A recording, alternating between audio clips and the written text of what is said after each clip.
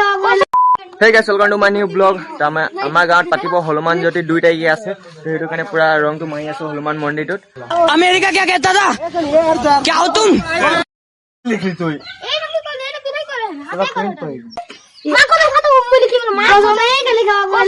खाओ माँ कसम।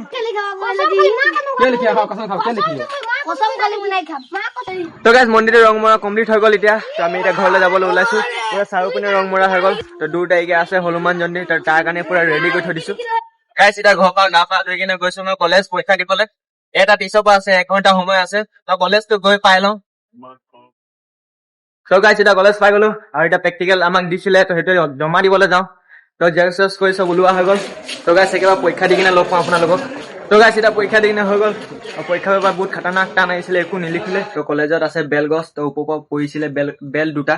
তো সেইটো মই বুটলি লৈ আহিছিলো। এটা বেল বেয়া আছিলে। তো গোটেই বেগত পুৰা লেতেৰা হৈ গ'ল। তো বেগটো হালত কেনেকুৱা আছে মই দেখাইছো 1 ছেকেণ্ড। সেইটো চাওক বেগটো হালত কেনেকুৱা হৈ গ'ল, গোটেই পৰি গ'ল। তো গাইজ আজি ব্লগটো কৰিছো ইয়াতে এণ্ড। আজি ইমানতে আছিলে, বাই বাই।